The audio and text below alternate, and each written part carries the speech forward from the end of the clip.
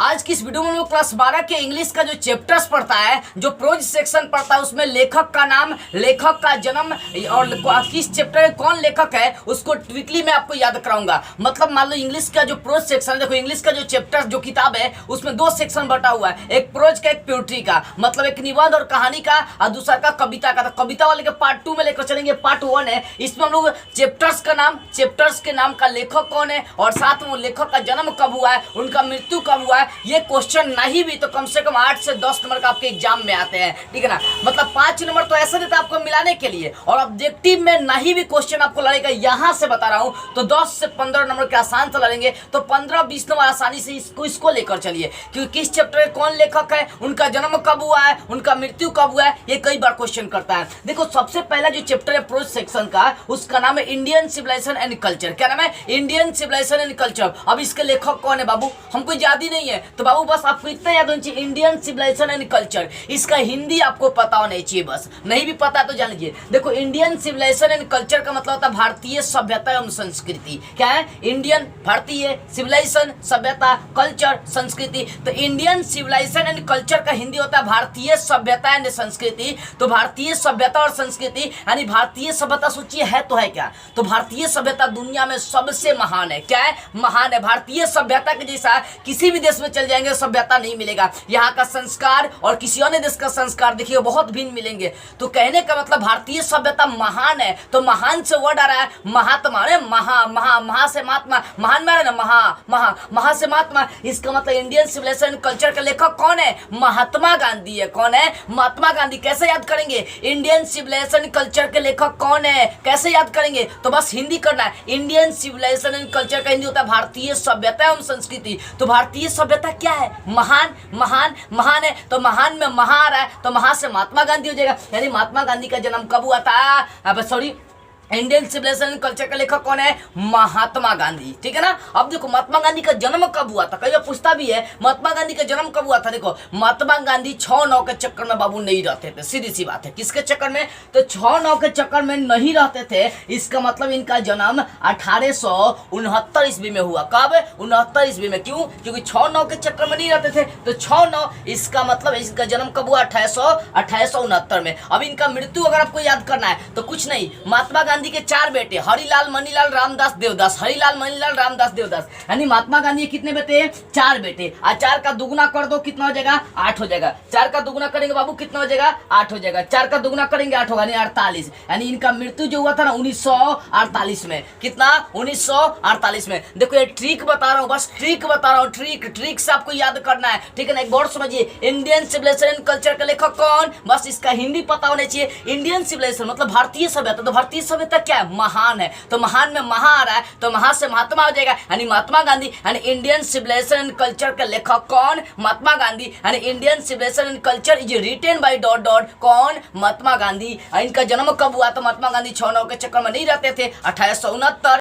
और महात्मा गांधी की मृत्यु कैसे याद करेंगे? तो महात्मा गांधी के 4 बेटे हरिलाल, मणिलाल, रामदास, देवदास। तो 4 का दुगुना कर देंगे तो 4 का दुगुना 8 यानी 48 हो जाएगा। तो 48 से यानी 1948 में इनका क्या हो गया? मृत्यु होगा। तो टिपिकली याद करना है। दूसरी चीज आपको दूसरा है भारतीय मायूम। क्या है? भारतीय मायूम। भारतीय मायूम इसका हिंदी क्या होगा? भारत मेरा घर है। अब देखो जब देश का बंटवारा हो रहा था तो सारा मुस्लिम चला गया पाकिस्तान में, लेकिन एक जाकिर नाम का मुस्लिम है, बोल रहा है कि भारत मेरा घर है। क्या है? भारत मेरा घर है। वो हंस के बोल रहा है कि भारत मेरा घर है, मैं इंडिया को छोड़कर नहीं जाऊंगा। कौन बोल रहा है? देखो भारतीय मायूम का हिंदी होगा भारत मेरा घर है। तो कौन बोल रहा है? जाकिर बोल रहा है। जाकिर नाम का एक लड़का बोल रहा है कि मैं नहीं जाऊंगा पाकिस्तान में, भारत मेरा क्या है? घर है। और वो ये बोल के क्या कर रहा है? हंस रहा है। इसका मतलब जाकिर के लिए क्या? भारत घर है और हंस रहा है। तो जाकिर से जाकिर हुसैन। और क्यों हंस रहा है? क्योंकि बोल रहा है भाई सीधी सी बात है, हम इंडिया को छोड़कर नहीं जाएंगे क्योंकि भारत मेरा क्या है? घर है। भारतीय मायूम यानी भारतीय मायूम के लेखक कौन? डॉक्टर जाकिर हुसैन। और याद रखिएगा इनका जन्म 1897 में हुआ था, लेकिन ये कभी क्वेश्चन किया ही नहीं है कि इनका जन्म कब हुआ है। तो बस सिंपली मैं आपको बता 1897 में इनका जन्म हुआ। इसके लिए कोई ट्रिक नहीं बताऊंगा, ये क्वेश्चन नहीं करता, इसको हटा दीजिए। अब देखो एक क्वेश्चन करता है कि डॉक्टर जाकिर हुसैन भारत के प्रेसिडेंट कब बने थे, मतलब भारत के राष्ट्रपति कब बने थे? तो भारत के राष्ट्रपति पता है कब बने थे? ये 1967 ईस्वी में भारत का राष्ट्रपति बने थे। ठीक 2 साल के बाद इनकी मृत्यु हो गई थी, यानी 67 है 2 साल चलिए 69 यानी 1969 ईस्वी में डॉक्टर जाकिर हुसैन की मृत्यु हो गई, ठीक है ना। देखो, तो बस इसको कैसे याद रखना है, भारतीय मायूम भारत मेरा घर है कौन कहता है, तो जाकिर नाम का लड़का हंस के बोलता है भारत मेरा घर है, हम छोड़कर नहीं जाएंगे। यानी डॉक्टर जाकिर हुसैन, भारतीय मायूम के लेखक डॉक्टर जाकिर हुसैन, इनका जन्म कब 1897 में हुआ, ये क्वेश्चन नहीं करता है, बशर्ते ये क्वेश्चन करता है कि प्रेसिडेंट कब बने थे भारत का, तो 1967। तीसरा चैप्टर है जिसका नाम है ए पिंच ऑफ सनफ। क्या नाम है? A pinch of snuff. इसका मतलब एक चुटकी सूंघना, एक चुटकी सूंघ। ए पिंच ऑफ सनफ का हिंदी देखना है और हिंदी से ट्विक से लेखक का नाम निकालेंगे। A pinch of snuff, a pinch of snuff. तो ए पिंच ऑफ सनफ का मतलब है एक चुटकी सूंघ, यानी एक चुटकी सूंघ। अब देखो, मान लीजिए कोई भी सामान लेकर चलिए सूंघने वाला, ठीक है ना, एक लड़का है, ठीक है ना, एक लड़का है, नाम मैं उसका नहीं लूंगा, चाहे मनोहर भी बोल सकता है या सिंपली बोलिए कि एक लड़का जो एक चुटकी सूंघता है ना, तो उसका मन हरा भरा हो जाता है। मन क्या करता है? हरा भरा हो जाता है। क्या होता है? मन हरा भरा हो जाता है। सिंपली याद करेगा, एक कोई लड़का है जो एक चुटकी खैनी लेकर 13 बार सूंघता है, एक चुटकी खैनी ले लिया और 13 बार सूंघता है, तो उसका मन हरा भरा हो जाता है। तो मन से मनोहर, ठीक है ना, मन हरा भरा, तो मनोहर, मनोहर मालगुनकर कितने बार सूंघता है? तो 13 बार। इसका मतलब इसका लेखक मनोहर मालगुनकर, और इनका जन्म कब हुआ? 1913 में। कैसे? ए पिंच ऑफ सनफ का हिंदी पता होना चाहिए। ए पिंच ऑफ सनफ का हिंदी होता है एक चुटकी सूंघ। तो एक लड़का जो एक चुटकी खैनी या कोई सामान लेकर 13 बार सूंघता है, तो उसका मन हरा भरा, तो मन हरा भरा, तो मन से मनोहर हो जाएगा। यानी इसके लेखक कौन होंगे? मनोहर मालगुनकर। 13 बार सूंघा, तो इनका जन्म कब हो जाएगा? 1913 में। अगला चैप्टर देखिए, अगले चैप्टर का नाम है I have a dream. I have a dream, I have a dream, I have a dream. देखो, तो आई हैव ए ड्रीम का मतलब तो हिंदी पता होनी चाहिए बाबू। हिंदी पता है, उससे उसका लेखक आसानी से निकाल सकते हैं। आई हैव ए ड्रीम, मेरा सपना था, मेरा सपना है। क्या सपना? मेरा सपना है ना कि चाकू लेकर उसको घोंप के मार के मुआ देंगे। तो मार देंगे, मार देंगे से मार से मार्टिन, मार से मार्टिन, मार के राजा बन जाएंगे, तो मार्टिन किंग हो जाएगा। इसका मतलब आई हैव ए ड्रीम के लेखक कौन हो गया? तो Martin Luther king junior. Simply logic है, ट्रिक से आप याद कर सकते हैं। I have a dream, dream means क्या होता है? सपना। मेरा सपना है कि चाकू घोप के, और चाकू भी कितना बार घोपना? 29 बार। चाकू 29 बार घोपेंगे और उसको मार देंगे, फिर राजा बन जाएंगे। तो मार दिए तो मार्टिन, और राजा बनेंगे तो मार्टिन किंग बोल सकता है। कितने बार? तो 29 बार घोप रहे थे। इसका मतलब कि मार्टिन लूथर किंग का जन्म कब हुआ? कब हुआ? 1929 में। क्योंकि 29 बार चाकू डाल दे, ठीक है ना, लॉजिक से याद करें, एकदम सिंपल हो जाए। आई हैव ए ड्रीम जिसके लेखक मार्टिन लूथर किंग है। कैसे याद किया? कि सपना, क्या सपना? कि चाकू घोपेंगे 29 बार, मार के राजा बन जाएंगे। तो मार रहे तो मार्टिन हो जाएगा, मारने से मार्टिन, उसके बाद राजा बनेंगे तो किंग हो जाएगा, उसको स्पेलिंग बनेगा तो मार्टिन लूथर किंग जूनियर। इनका जन्म कब हुआ? तो 29 बार चाकू घोपना है, इसका मतलब 1929 में। आगे चलिए, पांचवा चैप्टर का नाम है जिसका नाम है ideas that have helped Mankind. क्या नाम है बाबू? पांचवें चैप्टर का नाम क्या? ध्यान दीजिएगा, पांचवें चैप्टर का नाम है ideas that have help Mankind. अब देखो, इसका हिंदी क्या होगा? मतलब ऐसा विचार जो मानव जाति की मदद किया। आइडिया मतलब क्या होता है? विचार। मैनकाइंड मानव, ठीक है ना। हेल्प का मतलब मदद, मतलब कुछ ऐसे विचार जो मनुष्य जाति, मानव जाति का हेल्प किया, मदद किया। इसका हिंदी ये होगा कि ideas that have helped Mankind, कुछ ऐसे विचार जो मनुष्य जाति का क्या किया? मदद किया। अब सोचिए, इसको, इसके लेखक का नाम कैसे याद करेंगे? मैंने किसी को कुछ विचार दे दिया तो वो बड़का, मतलब बड़ तेज बनने लगा। मैंने किसी को कुछ बता दिया, कुछ विचार दे दिया, अपना कुछ विचार दे दिया, तो बड़ तेज बनने लगा। बड़ तेज बनने लगा तो जानते हम क्या कि 72 को लोग लिया कि उसको पिटवा दिए तो रुस गया। अब समझिए कैसे लॉजिक बन रही है। मतलब कहने का मतलब है कि मैंने कुछ विचार दिया, क्योंकि चैप्टर्स का ही नाम है ideas that have helped Mankind, कुछ ऐसे विचार जो मानव जाति का मदद किया, हेल्प किया। तो यहाँ से निकालेंगे, मैंने किसी को कुछ विचार दिया तो बड़ तेज बनने लगा था। बड़ तेज से बड़ ट्रेंड हो जाएगा, क्योंकि लेखक का नाम क्या निकलेगा? Bird trend. बर्ड तेज बन रहा है, क्या बन रहा है बाबू? बर्ड तेज बन रहा है, तो बर्ड ट्रेंड हो जाएगा, ठीक है ना। आज जब उसको 72 को लोग से पिटवा दिए तो रूस गया, तो बर्ड ट्रेंड रसेल, रूस से रसेल हो जाएगा। तो इसके लेखक कौन है? Ideas that have helped Mankind के लेखक कौन है? बर्ड ट्रेंड रसेल है। कितना लोग ले आकर पिटवाए थे? 72 को लोग ले आकर पिटवाए थे। इस कारण से इनका जन्म कब हुआ? 1872 में, ठीक है। अगला चैप्टर देखिए, द आर्टिस्ट। द आर्टिस्ट के लेखक कौन है? आर्टिस्ट का मतलब क्या होता है? कलाकार। तो जो नए कलाकार उनको सीखनी चाहिए, नए कलाकार को सीखनी चाहिए। किसी भी चीज का 83 बार रिवीजन करनी चाहिए, 83 बार उसको सीखना है। तो सोचो, आर्टिस्ट मतलब कलाकार, तो नए कलाकार को सीखनी चाहिए, नए कलाकार को सीखनी चाहिए। कितनी बार किसी चीज का रिवाइजिंग करना चाहिए? तो किसी भी चीज का कम से कम 83 बार रिवाइजिंग करना चाहिए। तो ध्यान दीजिए, आर्टिस्ट है तो कलाकार, कौन सा कलाकार, तो नए कलाकार, न्यू कलाकार, ठीक है ना। तो यहाँ पर हो जाएगा सीगा नोया, नए कलाकार को सीखना चाहिए। तो सीगा नोया, नोया से नया और सीखा से क्या, सीगा से क्या हो जाएगा, सीखा। तो सिंपली आप बोल सकते हैं द आर्टिस्ट के लेखक कौन, सीगा नोया। कैसे, कलाकार। तो नए कलाकार को सीखनी चाहिए, तो सीखना से सीगा, सीगा, और नया से नोया, यानी सीगा नोया, यानी द आर्टिस्ट के लेखक सीगा नोया। और कितना बार सीखना चाहिए, तो किसी भी चीज को कम से कम 83 बार जबरदस्त रिवीजन करना है। यानी इसके लेखक कौन हो गए, 1800, इनका जन्म कब हुआ, 1883 में। क्योंकि किसी भी चीज का नए कलाकार को 83 बार रिवीजन करना चाहिए। आप स्वर कोकिला का नाम सुने होंगे, नाम सुने होंगे बाबू, जिनका फिलहाल में भी मृत्यु हो गया था,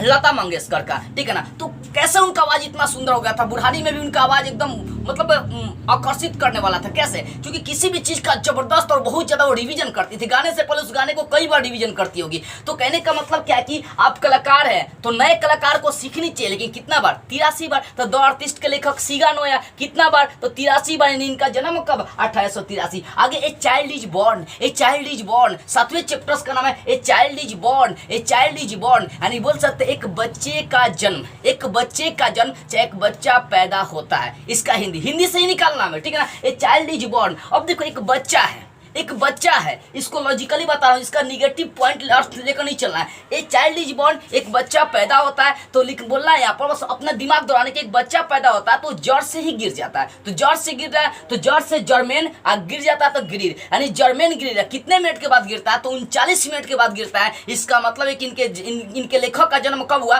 तो 1939 में। कैसे याद करना है, ए चाइल्ड इज बॉर्न, इसका मतलब एक बच्चा पैदा होता है, चाहे एक बच्चे का जन्म, यानी एक बच्चे का जो जन्म है, जब उसका जन्म होता है तो जड़ से गिर जाता है, तो जड़ से जर्मेन, गिर गया तो गिरीर। इसका मतलब इसके लेखक कौन हो गए, जर्मेन गिरीर हो गए। वो कितने मिनट के बाद बच्चा गिरता है, तो 39 मिनट के बाद। इसका मतलब इसके लेखक कौन हो गए, 1949, इस लेखक का जर्मेन गिरीर का जन्म कब हुआ, तो 39 मिनट के बाद, यानी 1939। आगे देखिए 8वें चैप्टर्स का नाम है how free the press. How free the press, मतलब प्रेस का नाम सुने, मीडिया जिसको हम बोलते हैं। तो प्रेस कितना स्वतंत्र है, कितना स्वतंत्र है। तो प्रेस जो होता है ना, जो मीडिया वाला होता है ना, वो 93 लोगों के बीच अपनी लाइन रखने के लिए, शेयर करने के लिए स्वतंत्र है। प्रेस वाले जानते हैं कहीं भी जाकर कुछ भी कर सकता है, दिखा सकता है, ठीक है, उसके पास अधिकार होता है। तो कहने का सीधा से मतलब है कि हाउ फ्री द प्रेस, जो प्रेस होता है वो कितना स्वतंत्र है। तो बस सिंपली याद रखना है कि जो प्रेस है वो 93 लोगों के बीच में, कितने लोगों के बीच में, 93 लोगों के बीच में वो अपनी लाइन शेयर करने के लिए स्वतंत्र है। तो लाइन का हो जाएगा एल, और शेयर करने के लिए शेयर, यानी एल शेयर्स। तो एल शेयर्स से निकाल देंगे बाबू, क्या निकालेंगे, द्रोथी एल शेयर्स। क्या निकालेंगे, द्रोथी एल शेयर्स। इसका मतलब हो गया कि हाउ फ्री द प्रेस के लेखक कौन है, एल शेयर्स। क्योंकि लाइन शेयर करने के लिए कितने लोगों के बीच में स्वतंत्र, 93 लोग मान के चल रहे हैं। अरे होता तो बहुत है, लेकिन लॉजिक में आपको बता रहा हूँ, याद करने का सिर्फ लॉजिक बता रहा हूँ। तो याद रखिए how free the press, how free the press, how free the press का मतलब जो प्रेस है वो कितना स्वतंत्र है, तो 93 लोगों के बीच में अपनी लाइन रखने के लिए स्वतंत्र। लाइन का एल उठाएंगे, शेयर, लाइन को शेयर करना, तो लाइन से एल और शेयर से शेयर, यानी एल शेयर्स, यानी इसके लेखक कौन हो जाएंगे, एल शेयर्स हो जाएंगे। ये कितनी लोगों के बीच में अपनी बातें रख सकता है, तो 93। इसका मतलब इनका जन्म कब हुआ है, तो 1893 में हुआ है। आगे देखिए 9वां चैप्टर्स का नाम है द अर्थ। क्या द अर्थ, क्या नाम है, द अर्थ, क्या नाम है, द अर्थ। अब देखो द अर्थ, अर्थ का मतलब पृथ्वी। तो मान लो कि हम पृथ्वी के क्या है, बेटे हैं, तो पृथ्वी का अर्थ का स्पेलिंग लेकर चलेंगे, ई हो जाएगा। आप पृथ्वी के हम बेटे हैं, तो बेटे से बेट्स हो जाएगा। इसका मतलब द अर्थ का लेखक ई बेट्स, ई बेट्स से निकालेंगे एच ई बेट्स। क्या निकालेंगे, H E Bates, H E Bates, H E Bates. कैसे बाबू, कैसे इसको याद करना है, सिंपली लॉजिक है। क्या है लॉजिक, देखो चैप्टर्स का नाम द अर्थ है। अर्थ मीन्स पृथ्वी, हम पृथ्वी के क्या है, बेटे। तो जिसमें बेटा आएगा तो बेटे से हो जाएगा बेट्स हो जाएगा। तो कौन सा बेट्स, तो एच ई बेट्स, यानी इसके लेखक द अर्थ के लेखक कौन, एच ई बेट्स। अब देखो यहाँ पर इनका जन्म याद करने के लिए चैप्टर्स का नाम है द अर्थ। तो अर्थ का स्पेलिंग देखना है कितना है, यानी अर्थ का जो स्पेलिंग है उसमें कौ गो लेटर्स है, तो अर्थ में 5 गो है। देखो 2 4 5। इसका मतलब इनका जन्म कब हुआ, 1905 में। तो सिंपली बोल सकते हैं कि हम पृथ्वी के बेटे हैं, तो कितने, 5 बेटे हैं, कितने, 5 बेटे ही मानकर चलना है। तो इनका जन्म कब हो जाएगा, 1905 में। कब, 1905 में। आगे देखिए 10वां चैप्टर का नाम है इंडिया ट्रॉव ए ट्रेवलर्स आई। इंडिया ट्रॉव ए ट्रेवलर्स आई, इसका मतलब हो गया यात्रा के दौरान भारतीय नजर। यात्रा के दौरान हमारी आंखें भारतीयों को देखने लगी, यानी इंडिया ट्रेवलर्स आई, यानी यात्रा के दौरान भारतीय नजर, भारतीय झलक, इसका मतलब होगा। लेकिन इसका लेखक का नाम कैसे याद करेंगे? बस याद रखिएगा, एक लड़की है जो यात्रा कर रही है, क्या कर रही है बाबू? यात्रा कर रही है, तब तक उसको भारतीय एक लड़का नजर आता है। तो जब लड़का नजर आता है तो उसको पिया बना लेती है, तो पिया से पियरल्स हो जाएगा, पिया से पियरल्स हो जाएगा। सिंपली लॉजिक बताओ, इसको दिमाग में बैठाइएगा। चैप्टर्स का नाम है इंडिया ट्रेवलर्स आई, इसका हिंदी हुआ कि यात्रा के दौरान भारतीय नजर। तो मान लीजिए कोई लड़की है जो यात्रा कर रही है, जब यात्रा कर रही है तो उसको एक भारतीय लड़का नजर आता है जिसको पिया बना लेती है। लेकिन जब वो पिया बना लेती है बाबू, तो उसका 92 बार जांच पड़ताल करती है। क्या बोलती है?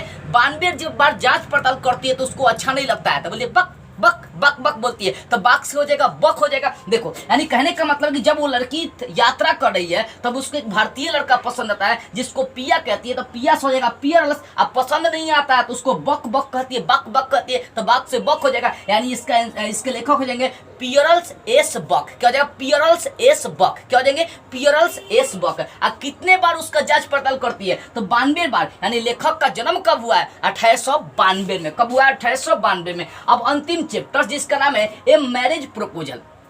क्या हुआ? ए मैरिज प्रपोजल, यानी शादी का प्रस्ताव। ए मैरिज प्रपोजल मतलब शादी का प्रस्ताव। अब इसको कैसे याद करेंगे? इसके लेखक का नाम कैसे याद करेंगे? सिंपली एकदम एक आंटी है, एक आंटी है, ठीक है ना, जिनके लिए शादी का प्रस्ताव आया है। तो आंटी बोलती क्या है कि हम शादी तुमसे तब ही करेंगे जब तुमको 60 बार चीखेंगे। अब समझिए, देखो ए मैरिज प्रपोजल, चैप्टर्स का नाम क्या? A marriage proposal. इसका मतलब हो गया शादी का प्रस्ताव। तो शादी का प्रस्ताव किन के लिए आ गया? आंटी के लिए। तो आंटी शर्त रख दी कि 60 बार चीखेंगे तब ही जाकर तुमसे शादी करेंगे। तो देखो आंटी के लिए आया, आंटी उसको चीखना चाहती है, तो अंटो चीखो, एंटो चीखो, एंटो चीखो, यानी आंटी चीखना, यानी आंटी चीखना चाहती है तो एंटो चीखो। इसका मतलब कि मैरिज प्रपोजल के लेखक कौन? एंटो चीखो, एंटो चीखो। और कितने बार चीखना चाहती है? 60 बार। इसका मतलब इसके लेखक का जन्म कब हुआ? 1860। देखो मैंने टिपिकली 11 चैप्टर्स का जो प्रोज सेक्शन था, उसके चैप्टर्स का नाम, उसके लेखक का नाम, लेखक का जन्म कब हुआ, मृत्यु भी कब हुआ, इसकी मैंने टिपिकली चर्चाएं करी है। और विश्वास है कि चीजें समझ में आ जाएगी। देखो प्रोज सेक्शन से नहीं भी आपका क्वेश्चन एग्जाम में आते हैं तो कम से कम लेखक का जन्म, ऑब्जेक्टिव और ये